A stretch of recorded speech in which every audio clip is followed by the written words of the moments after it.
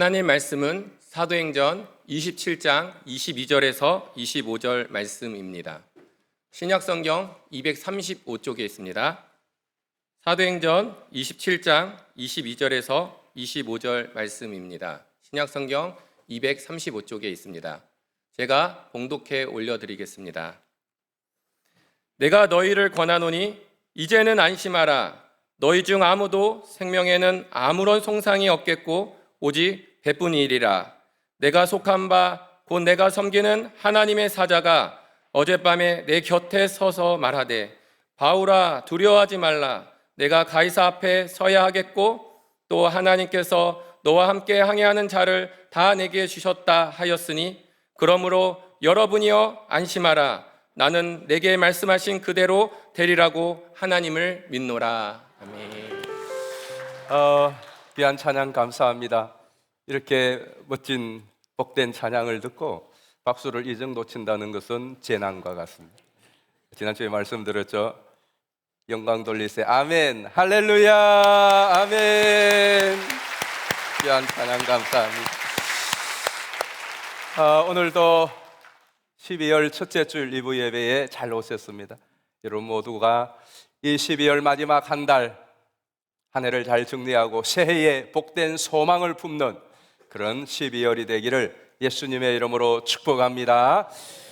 사도행전 27장은 바울이 미겔수의 몸으로 로마로 압송되는 과정에 지중해에서 유라굴라로 가는 큰 태풍을 만나서 표류하다가 목숨을 건지는 이야기입니다. 성경에 보면 태풍에 관한 이야기가 몇 군데 나오죠. 요나서에 보면 요나가 하나님의 명령을 버리고 다시스로 도망가다가 풍랑을 만나서 바다에 던져져 고기 뱃속에 3일 동안 죽을 고생을 하다가 살아난 이야기가 나옵니다. 또 복음서에는 예수님의 제자들이 예수님의 말씀을 따라 갈릴리를 건너가다가 혹은 예수님을 태우고 갈릴리를 지나다가 갈릴리에서 일어난 돌풍으로 인하여 거의 죽을 뻔하다가 태풍으로 살아난 그런 이야기도 있습니다.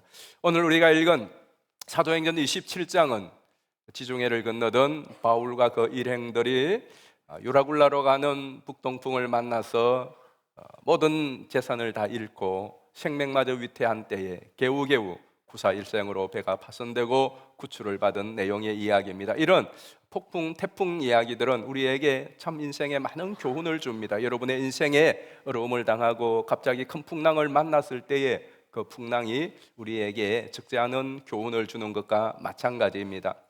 태풍은 첫째로 특별히 이 유라굴라의 태풍이 주는 교훈은 첫째는 이 태풍이 욕심이 화를 자초한 것이 되었죠.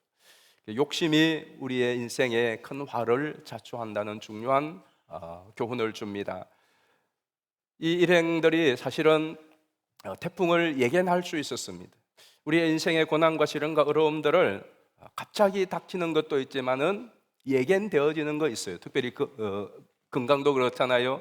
여러분이 갑자기 어느 날 암이 생긴다든가 갑자기 사고를 당할 수는 있습니다. 전혀 생각지도 않아요. 6개월 전에 아무 이상이 없었는데 6개월 만에 갔는데 갑자기 4cm짜리 암이 있다든가 그럴 수도 있습니다. 그러나 대부분은요 전조 신호가 있습니다. 전조 신호가 있죠. 그런데 계속 미루죠. 여러분의 생활도 마찬가지지 않습니까? 이와 같이 이제 바울을 태운 배가 지중해를 건너서 로마로 향하여 가는 이 여정 속에 사실은 이 큰 태풍을 만날 것이 이미 예견되어졌습니다. 자, 우리 노선을 한번 보겠습니다. 지도를 보시면 제일 오른쪽 아래쪽에 출발지입니다. 가이사라에서 2년 동안 있다가 가이사라에서 배를 타고 이제 출발을 하여서 시돈에 잠시 머물렀다가 시돈에서 이탈리아가 저 왼쪽 귀퉁이에 있거든요. 로마가 그걸로 이제 직선으로 가면 되고 또 지중해 중간으로 들려서 가면 되는데 저 구버로 해안을 따라서 갑니다. 구버로 해안을 따라서 가는 것은 이제 사도행전 27장 1절부터 보면 바람 때문에 그 바람을 피하여서 맞바람을 피하여서 연안을 따라서 가요. 그러면은 돌아가고 또 속도도 늦고 아무래도 기간이 많이 걸리겠죠.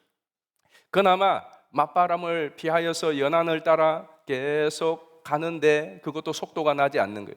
그리고는 무라라고 하는 곳에, 루기아 밑에 보면 무라라고 하는 항구에 도착을 합니다. 그 항구에서는 배를 갈아타죠. 알렉산드리아 배를 갈아타고, 그리고 또 항해를 하지만은 여전히 바람이 세기 때문에 연안을 의지해서 개우 가서 이제 저곳에서 그레데 해안을 지나야 돼요. 그레데 해안을 지나는데 그것도 너무너무 큰 풍랑을 만나서 개우, 그야말로 천신만고 끝에 도착한 것이 바로 그레데 섬의 남쪽인 미항이라고 하는 것이, 미항이 동그라미 친 저기가 아니고 화살표가 있는 곳이 미항인데 저기에 도착했대요. 바울은 여기서 항해를 중단하고 여기서 머물렀다가 날이 좋아지면 가자고 합니다. 그러나 선장과 또 선주 그리고 백부장은 아니다, 조금 올라가면 베닉스라고 보이죠? 빨간 동그라미가 있는 저 베닉스에 가자. 왜냐하면 미항은 좁다. 미항은 좁고 뭐 유흥시설도 별로 없고, 그리고 어쨌든 날이 안 좋지만 한 발이라도 더 가야 이 배가 지금 곡물을 싣고 가는 상선이거든요. 한 발이라도 더 가야 나중에 날이 풀려면 조금이라도 일찍 가서 그래야 돈을 더 벌고 장사를 할 수 있기 때문에 한 발자국이라도 더 가자는 거예요. 그것이 타당성이 있고 일리가 있습니다. 기왕이면 좀 더 넓은 도시에서 좀 더 3개월을 여유 있게 지내고, 그리고 힘들지만은 빨리 가서 날이 좋아지면은 이 곡식을 하루라도 빨리 파는 것이 좋습니다. 그것이 합당한 것이에요. 근데 중요한 것은 지금 상황이 좋지 않다는 거예요. 지금 상황이 좋지 않기 때문에 이제는 더 이상 항해를 하는 것이 무리다. 바울이 그렇게 제의를 해요. 근데 바울은 죄수잖아요. 백부장이 권한이 있는데 그 죄수의 말보다 베테랑인 선장과 선주의 말을 더 듣습니다. 아니, 괜찮다, 좀 힘들고 어렵겠지만은 가보자. 그렇게 해서 출발을 했다가 유라굴라 태풍을, 가우데라고 하는 것이 있죠. 저쪽 지역에서 유라굴라라고 하는 것은 태풍의 이름이 아니고 북동풍이라고 하는 거예요. 북동풍을 유라굴라라고 헬라어로 말합니다. 그 북동풍을 만났는데 이제 이 폭풍을 이기지 못한. 그래서 저게 이렇게 지그재그로 한 것은 배가 표류하다가 메리다섬에 앞에서 파선이 되고 사람만 구조되고 이제 다른 배를 타고 로마로 이제 입성하는 저 여정이에요. 그러니까 얼마나 고생을 했겠어요. 한번 생각해 보세요. 저게 하루 이틀도 아니고 열나흘 동안이나 저 바다에서 폭풍 가운데서 해와 달도 별도 보이지 않는 그 밤낮이 없는 그 태풍에 시달렸다고 생각을 해보십시오.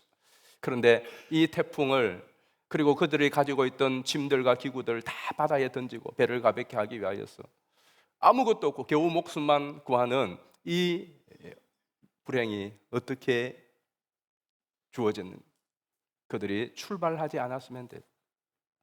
바울의 말을 듣고 미항에 있었으면 아무것도 잃는 것 없고 거기서 좀 불편하지만은 지낼 수 있었지만은 그 욕심과 욕망 때문에 화를 자초한 것이, 선장과 선주도 알았어요. 얼마나 위험한 항해인가를 알았어요. 자, 우리 성경을 한번 보실까요?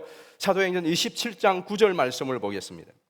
여러 날이 걸려 금식하는 절기가 이미 지났으므로 항해하기 위태한지라 바울이 그들을 권하여. 자, 거기 보시면 금식하는 절기가 이미 지났어. 이미 지났기 때문에 항해하기가 위태해서 바울이 우리 그만 가자라고 말합니다. 여러분, 금식하는 절기하고 항해가 위태한 거하고 무슨 상관이 있을까요?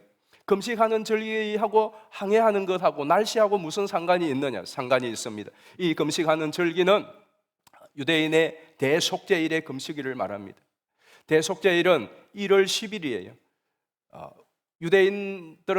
유대인들이 쓰는 자기의 민족의 달력이 있죠. 예를 들면 우리면 구정이라고 하는 것이 있듯이 그들이 1월 10일이 대속죄일이거든요. 이미 이제 그 속죄일의 금식이 지났다고요. 그러면 양력으로는 이때가 언제냐 하면은 9월과 10월 어간이에요. 보통 한 9월 말 정도 되는 거예요. 9월 말 정도 되는 기간. 그럼 9월 말과 날씨가 어떠느냐? 지중해 연안에는 9월부터 시작하여서 9월 중순부터 시작하여 3월까지는 북동풍이 세차게 부는 그런 시기예요.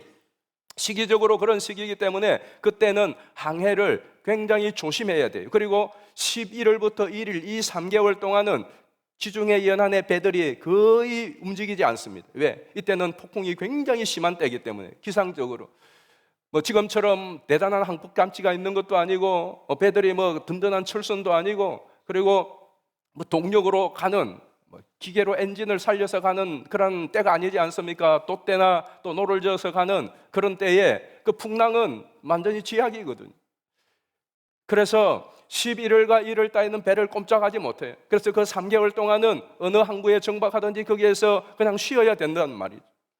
그렇기 때문에 그 남은 한 달여 동안이 아직도 그래도 그나마 움직여 볼 수 있는 기회가 있기 때문에 모험을 한 거예요.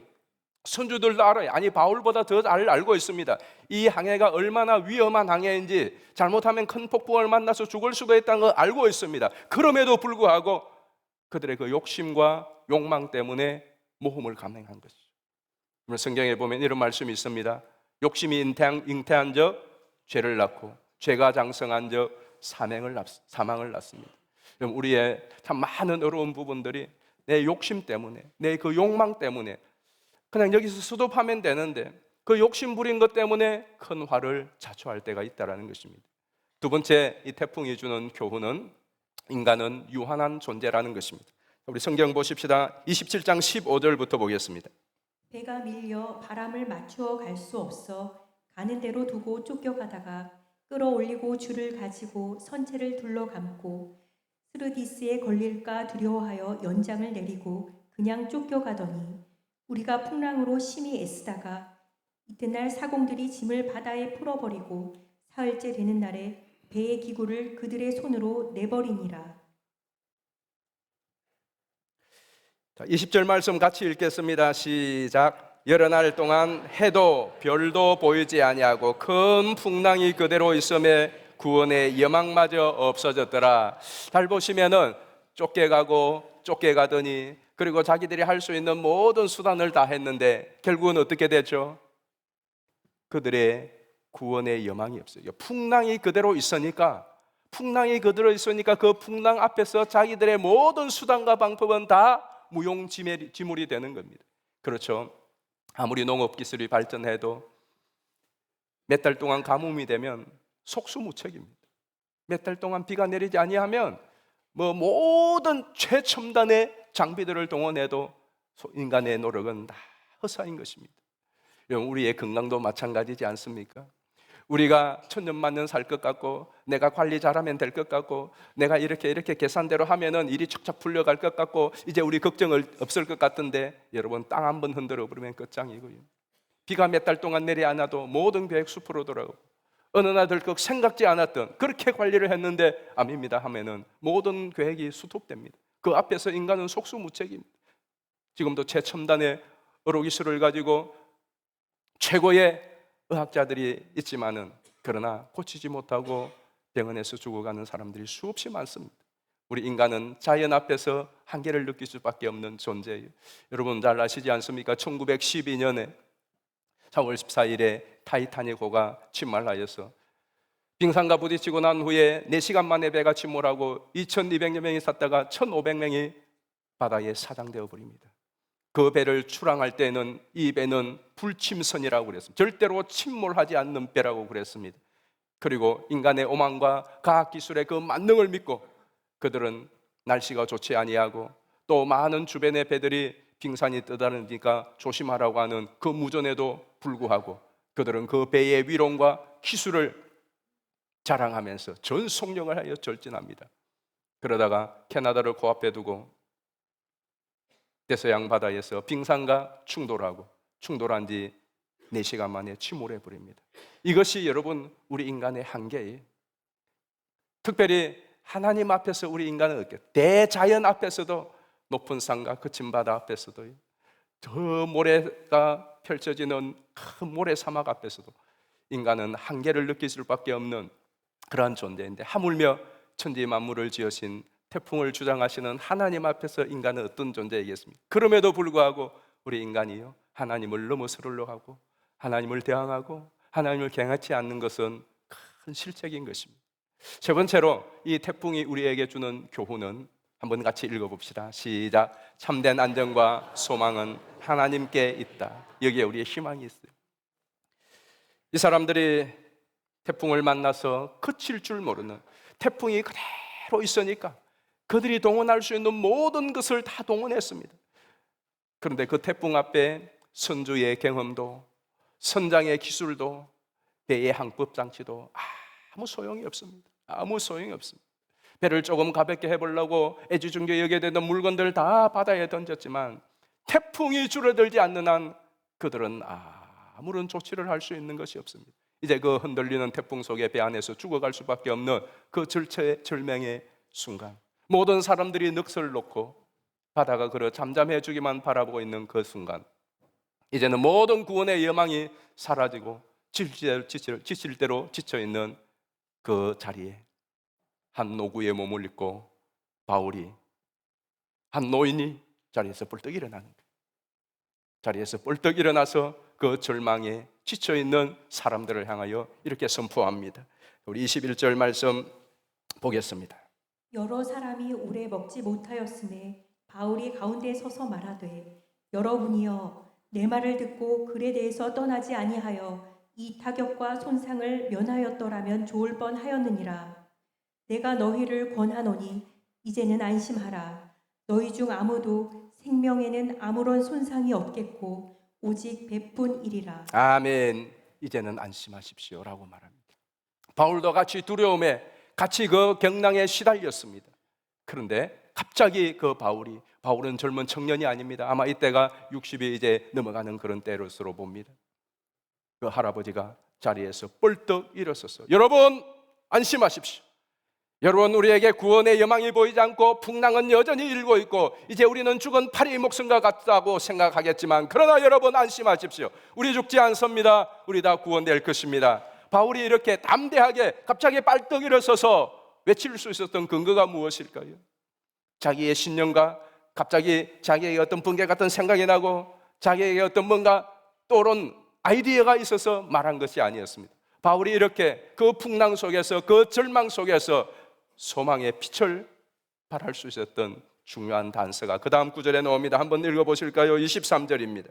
내가 속한 바 곧 내가 섬기는 하나님의 사자가 어젯밤에 내 곁에 서서 말하되 바울아 두려워하지 말라. 내가 가이사 앞에 서야 하겠고 또 하나님께서 너와 함께 항해하는 자를 다 네게 주셨다 하였으니 그러므로 여러분이여 안심하라. 나는 내게 말씀하신 그대로 되리라고 하나님을 믿노라. 아멘. 하나님을 믿노라. 아멘. 아멘이십니까?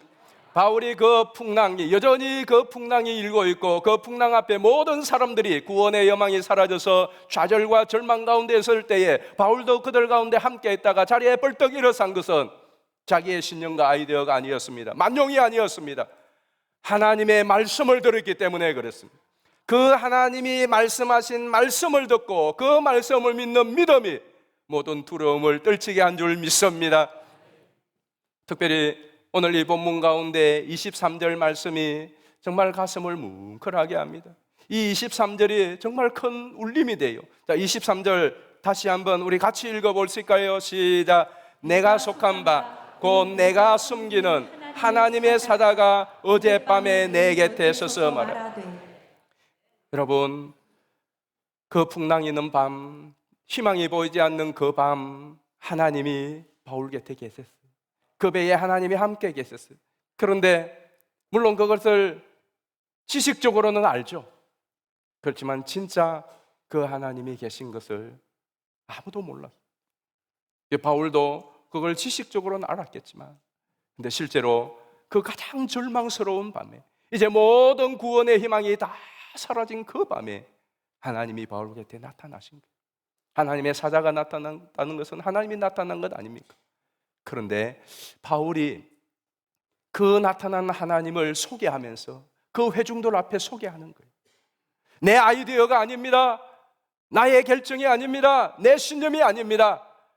하나님이 말씀하셨습니다 라고 그 회중들 앞에 하나님을 소개하는데, 그 하나님을 어떤 하나님으로 소개하느냐 하면 내가 속한, 내가 섬기는 하나님이라 그래요. 내가 속한, 내가 섬기는 하나님이라고 당당히 소개를 하고 있는 거예요. 이 부분이 정말 가슴 뭉클하게 해요. 지금 거기에 선조와 선장들은 어느 회사에 아마 소속이 되었을 거예요. 백부장은 로마 정부에 소속이 되었어요. 그 나름대로 거기에 있는 많은 배를 타고 있는 사람들, 나름대로 소속이 있었을 것이고 그들이 섬기고 그들이 의지하는 바가 있었을 것이에요. 그러나 로마의 정부도 선박회사도 그들이 의지하고 그들이 속해 있는 그 어떤 것도 그 풍랑에서 그들을 건지고 그들에게 소망을 주지 못했습니다. 아무것도 그 무엇도 그 풍랑 속에서 그들이 속하고 그들이 섬겨왔던 어떤 신도 그들에게 이 상태에, 이 상황에 아무런 희망도 소망도 주지 못했습니다. 그런데 바울이 말합니다. 내가 속한, 내가 섬기는 하나님이 말씀하신다고. 그 절망 가운데 그들의 절망을 깨우고 희망의 불을 붙이고 그들에게 소망과 용기를 심어준 분은 하나님이신 줄 믿습니다. 오늘 여러분은 어떠세요? 여러분은 절망과 실망과 좌절과 고난 가운데 여러분 자신에게도 아니면 주변의 사람들에게도 내가 속한, 내가 섬기는 하나님이라고 당당히 선포할 수 있겠나요? 여러분의 하나님은 어떤 하나님이세요? 다니엘서 6장에 보면 다니엘이 포로로 끌려와서 조국을 바라보며 예루살렘을 향하여 전에 하던 대로 매일 아침, 낮, 저녁 하나님 앞에 기도를 드렸습니다. 바쁜 총리입니다. 국사의 일정이 너무너무나 바쁜 그러한 사람입니다. 그럼에도 불구하고 그는 그 바쁜 일과 중에서도 시간을 내어서 하루에 3번씩 기도합니다. 다니엘을 시기하고 질투하던 간신들이 다니엘을 고소하고 다니엘을 처치하기 위하여서 아이디어를 냅니다. 그리고는 다리오 왕에게 아부하죠. 왕이시여, 왕은 온 세상의 위대한 군주이십니다. 이제 이후로 며칠간 왕 외에 다른 신에게 절을 하거나 기도를 하는 사람은 왕을 거역하고 왕을 배신하는 것이니 왕이여, 그런 사람은 사자굴에 집어넣도록 음행을 내리소서. 그래야 왕의 권세를 높이소서. 왕이 기분 좋죠. 솔깃해서 그 간신들의 말에 도장을 찍습니다. 의인을 찍습니다. 그리고 방을 붙입니다. 다니엘이 보았습니다.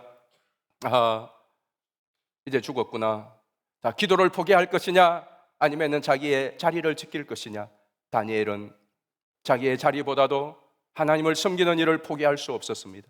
다니엘은 의인이 찍힌 것을 알고도 전에 하던 대로 하루에 3번씩 예루살렘을 향하여 기도하였습니다. 그리고 간신들은, 그를 모함하던 사람들은, 그를 시기하던 사람들은 그 기회를 포착하여 다리오 왕에게 보고합니다.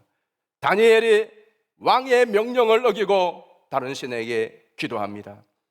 다리오는 이것들이 지금 수작을 부리는구나 알았지만은 자기가 명령을 내리고 의인을 찍었기 때문에 돌이킬 수가 없었습니다. 눈물을 머금고 다니엘을 사자굴에 집어넣으라고 했어요. 사람들이 다니엘을 끌고 사자굴로 넣으려고 할 때에 다리오가 총애하는 다니엘을 향하여 이렇게 말하죠. 보실까요? 다니엘서 6장 16절이에요. 이에 왕이 명령하매 다니엘을 끌어다가 사자굴에 던져 넣는지라.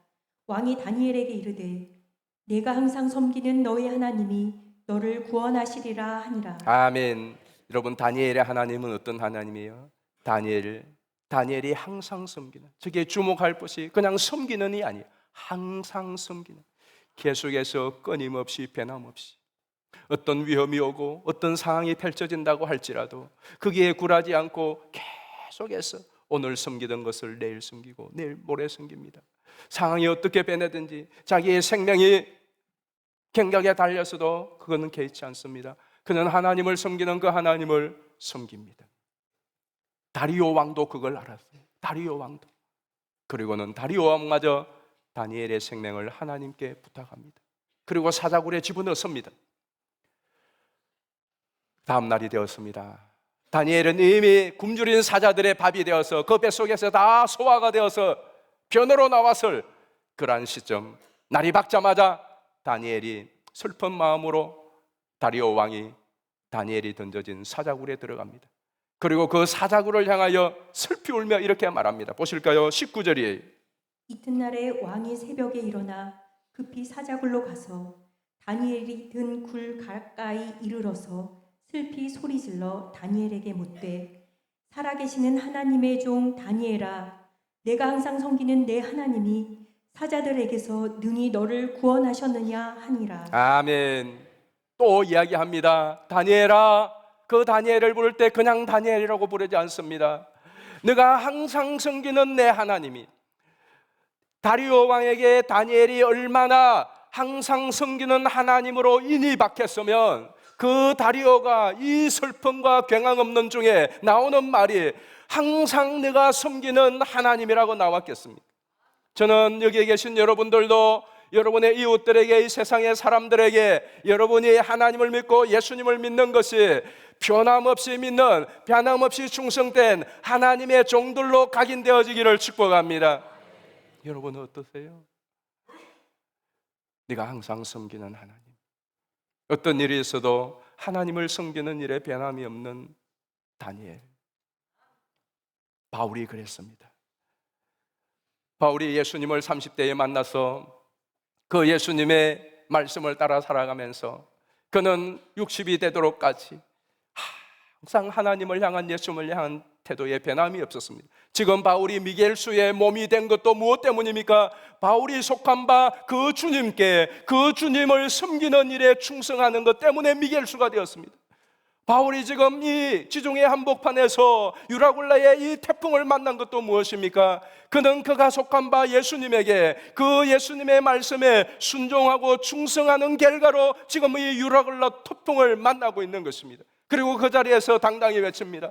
내가 속한 바, 내가 섬기는 하나님이라고 말씀하고 있는 것입니다.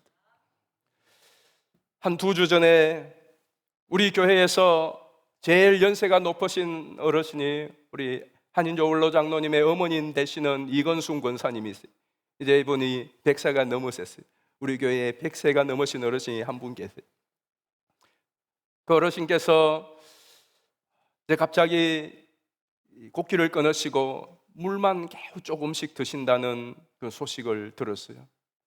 어르신들이 곡기를 끊으시면 이제 떠나실 때가, 천국 가실 때가 얼마 남지 않았다고 하는 것이 뭐 우리가 일반적인 상식이에요.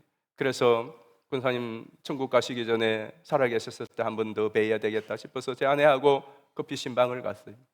권사님 보니까 그냥 침대에 누워 있는데 기운이 하나도 없어요. 며칠 때 곡기를 끊으시고 물만 겨우, 그것도 조금씩 드시니 뭐 꼭 어르신이 곡기가 끊고 나서 막 기운이 하나도 없이 그냥 쭉 누워 계신 거예요. 그래서 권사님과 함께 이런저런 대화도 나누고 또 뭐 찬송도 하고 그러다가 권사님에게 마지막으로 권사님 하시고 싶은 말씀 없었어요? 제가 임종을 앞두고 또 마지막 신방이 될 때는 꼭 그거 묻거든요.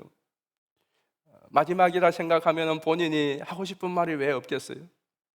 자식에게도 찾아오는 사람에게도 내 이제 마지막인데 하시고 싶은 말씀들이 있거든요. 근데 안 물어보면 하지도 또 잘 못하잖아요. 그래서 권사님에게 권사님 하시고 싶은 말씀 없었어요? 장로님도 계시고 권사님도 계시고 또 뭐 다 있어요.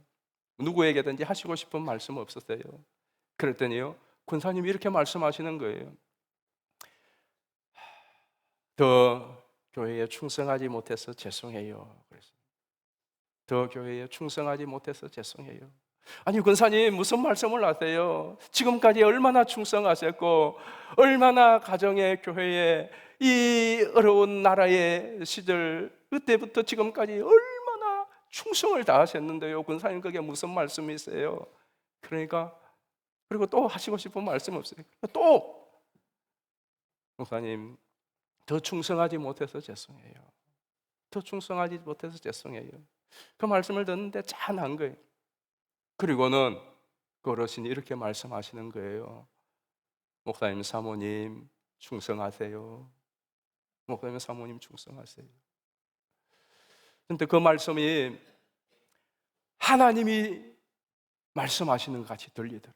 하나님 말씀하시는 너 깨어르니까 그따위로 하면 안 돼. 그런 의미가 아니라 마지막까지, 지금까지 충성한 것처럼 마지막까지 충성하십시오 하는 하나님의 음성처럼 들려져요.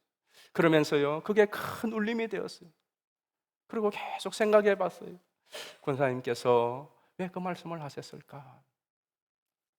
당신이 그렇게 충성을 하시며 지금까지 지내왔는데 왜 더 충성하지 못한 것을 마지막 권사님 하시고 싶은 말씀이 무엇이에요? 묻는 그 목사에게 얼마나 하시고 싶은 말씀이 많겠고 그 자녀들에게 하고 싶은 말이 많겠어요. 그럼에도 불구하고 당신이 더 충성하지 못해서 죄송하다는 그 말과 함께 목사님, 사모님 충성하십시오. 왜 그 말씀을 하셨을까?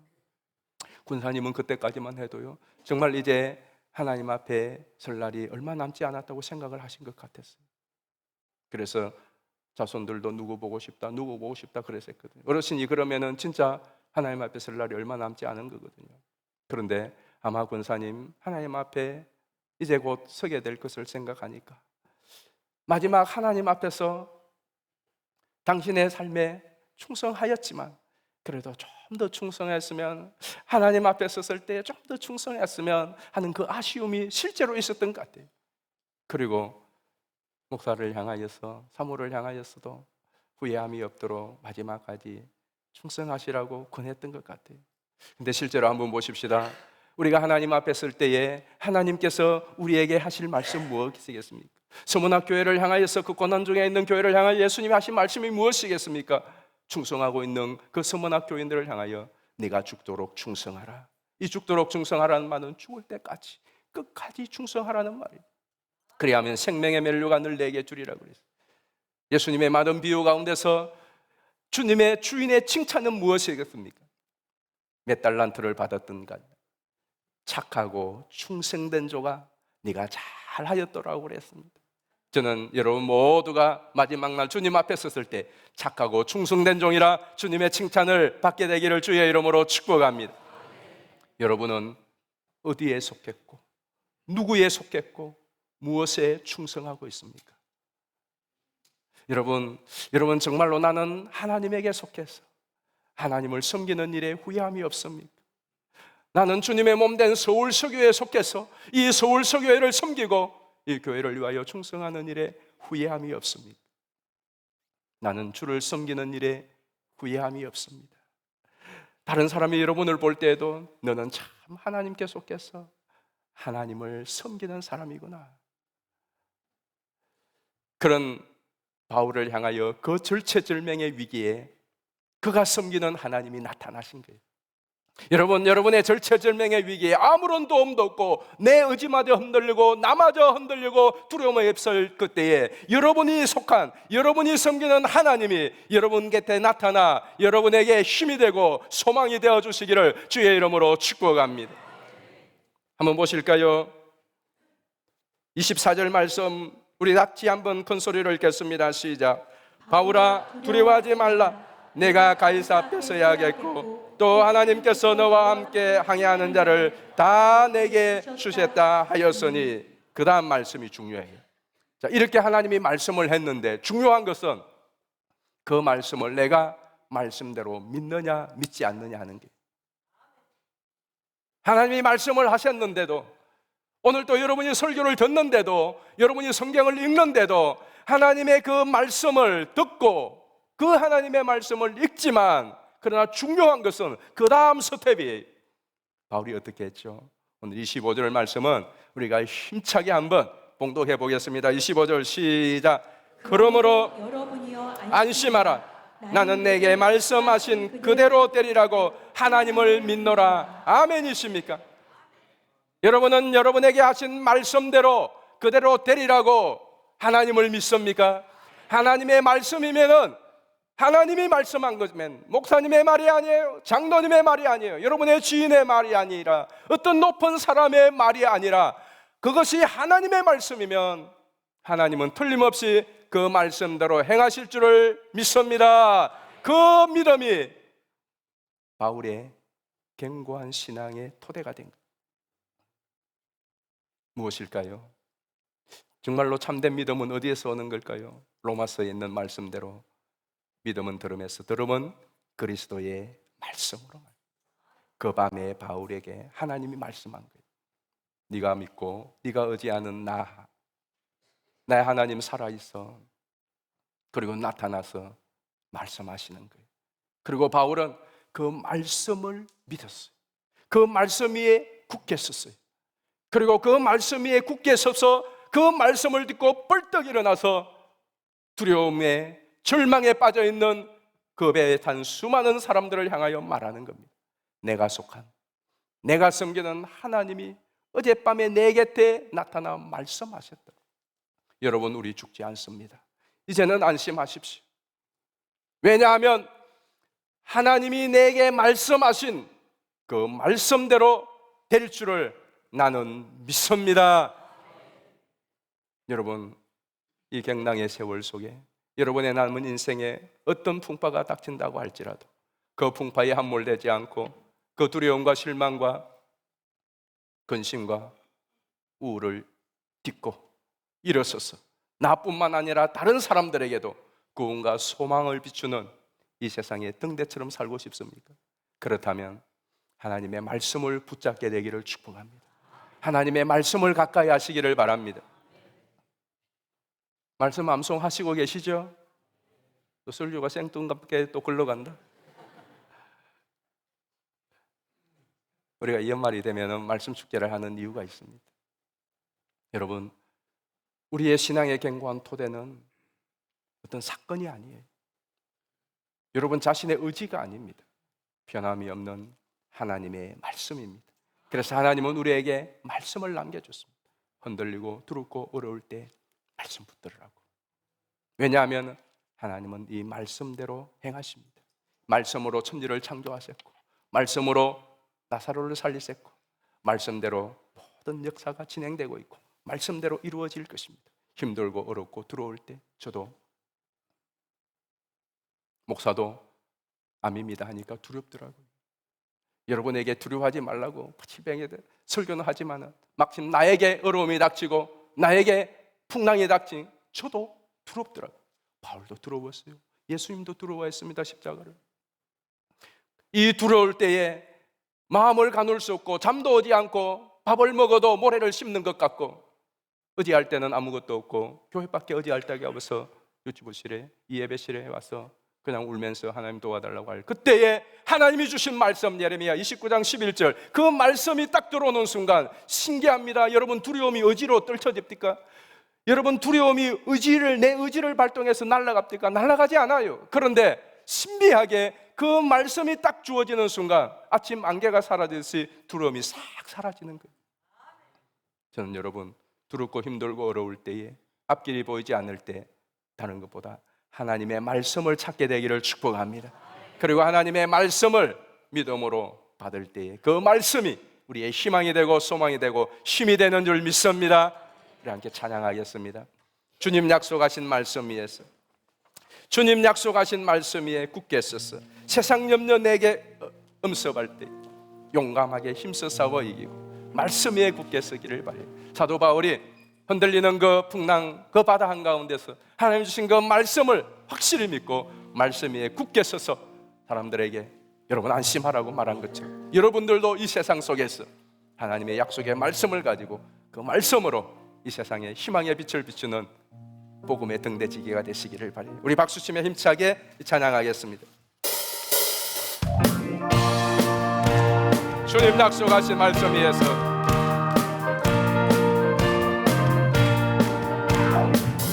약속하신 말씀 위에서 영원토록 주를 찬송하리라.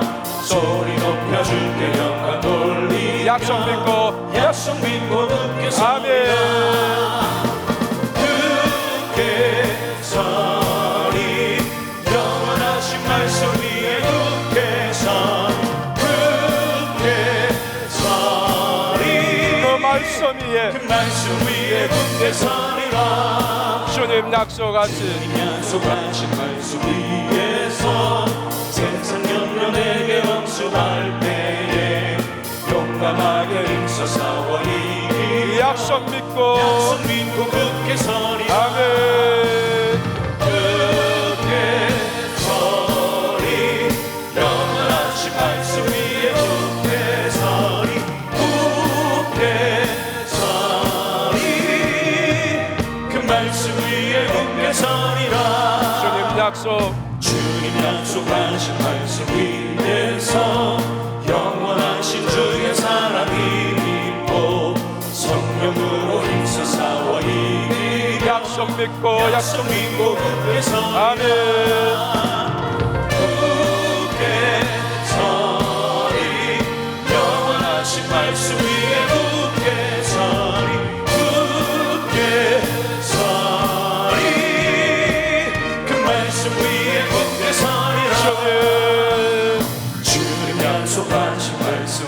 위에서 성령 인도하는 대로 행하며 주님 품에 항상 안식 얻으며 약속 믿고 굳게 서리라. 굳게 서리 영원하신 말씀 위에 굳게 서리 굳게 서리 그 말씀 위에 굳게 서리라. 이 시간 우리 같이 합심하여 오늘 주신 말씀을 붙들고 하나님 내가 말씀 위에 굳게 서서 위험한 세상을 믿음으로 승리할 수 있도록 해달라고 이 시간 우리 주여 한번 부르고 간절한 마음으로 기도합니다.